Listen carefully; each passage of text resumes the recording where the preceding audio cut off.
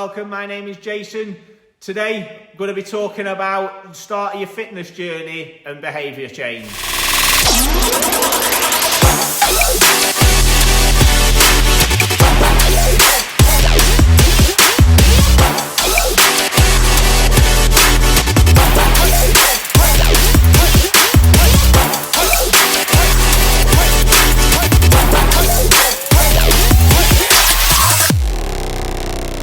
So, we can't simply try to force something that doesn't necessarily fit into our lifestyles into it, especially if it's not something that's naturally our hobby. So we've got to be able to make these things consistent. Well, we need to look to change our behaviour, and how can we do this? A 2019 study looked at smartphone apps to assist people in changing their behaviour. The study had a filter for the applications that they had to have been updated within the last 18 months and had been rated between 3 and 5 stars on the App Store. This study did recognise that many of the apps available don't meet their criteria to be eligible for this for the study that they did. So they did recognise that there is room for improvement in the smartphone applications, but the applications that do fit their criteria do have a positive impact on the subjects that use them. Another study found that setting goals and monitoring the progression also had a positive impact, more so than those who just monitored the progression on their own. So by not tracking it, just in the head kind of thing, not putting it down on paper. They also noted how the participants being praised for their achievements also assisted them in their long-term goals. So basically by telling them that they're doing well. So a little bit of encouragement goes a long way. A pat on the back telling you that they're doing well. It helps people to keep on going. They don't feel like if they've had a bad week, it helps. The study did also note that the intervention implemented didn't really, like the app didn't matter, like the cost or the fanciness of it. It was more the fact that they were using the app. So basically, as long as you put something in place to change your behaviour, it doesn't need to be anything fancy or expensive. Literally just writing your calories down on a piece of paper or a free app, just something where you are monitoring it and there is some accountability there.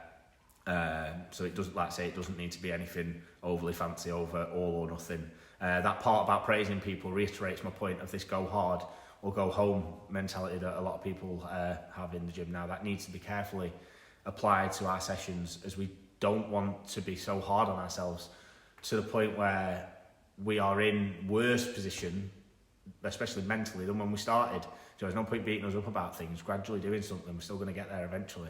If we aren't fitness oriented, we can't just expect to be able to train like Mr. Olympia straight away. It also shows we don't just want to rely on the tech side of things either, because as we can see, those who had the support from people, from friends and family, also benefited to a greater extent of those solely using the applications, whether that be various online forums or friends that we have in person. So what can we take away from these findings? Well, the support is the key, whether that be through technology or group activities, but both is the best. And we don't need to be spending fortunes on certain apps, pieces of kit. What we do need to do is to be realistic with our goals, build our training up gradually, implement realistic dietary and training changes. Don't put yourself under this stupid amounts of pressure. Always remember, something is better than nothing, and that not every session that you're going to do is going to be and go as planned. And the same with our nutrition. We will crave bad things. We're human.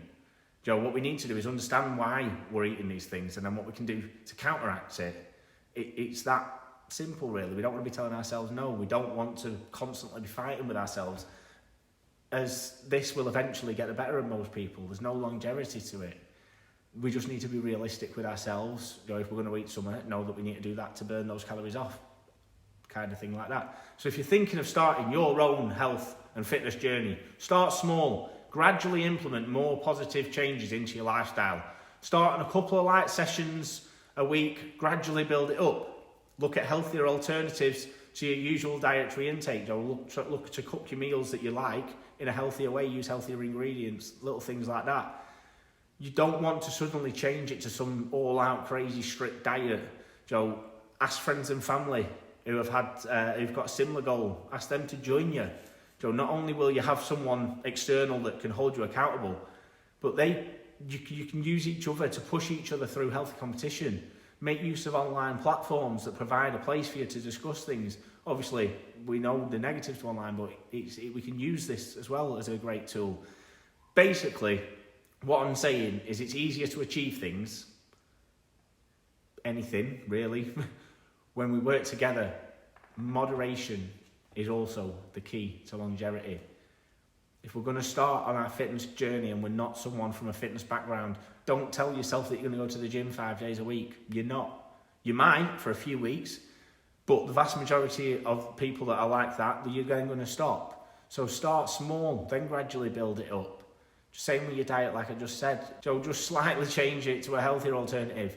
Gradually change it, tracking your calories. If you're in a calorie deficit, you're still going to lose weight.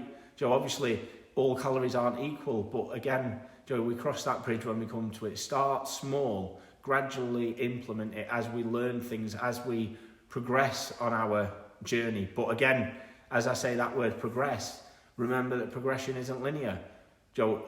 Progression is progression. You've got to look at it from the day one of you starting. So we say we start now, then we gradually build it up and we work on.